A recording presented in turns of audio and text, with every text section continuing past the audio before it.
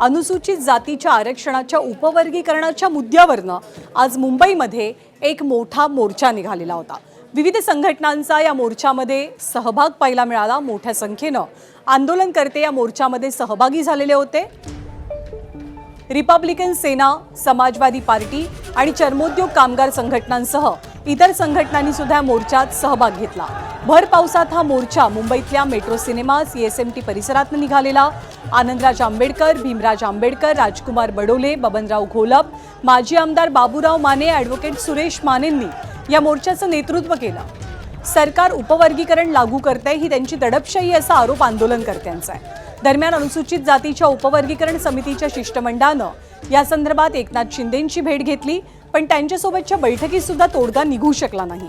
अनुसूचित जातींच्या उपवर्गीकरणाचा चेंडू आता मुख्यमंत्र्यांच्या कोर्टात आहे। याचं कारण मुख्यमंत्र्यांशी चर्चा करूनच अंतिम निर्णय घेतला जाईल असं आश्वासन एकनाथ शिंदेंनी या शिष्टमंडळाला दिलेलं आहे।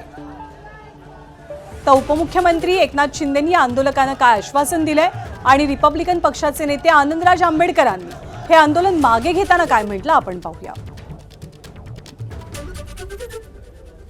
त्यांचा आज मोर्चा होता। शिष्टमंडळ मला भेटायला आलं होतं। 25 आमदार मला भेटले होते आणि या संदर्भामध्ये आनंदराज आंबेडकरजी, घोलप, नाना आणि बडोलेजी यांना मी सांगितले की उद्याच मुख्यमंत्री महोदयांची आम्ही चर्चा करू। कुणावरही अन्याय न करता न्यायाची भूमिका सरकार घेईल आणि त्या बाबतीमध्ये मुख्यमंत्री महोदयांशी उद्या चर्चा करून पुढील निर्णय जो काय असेल तो घेतला जाईल।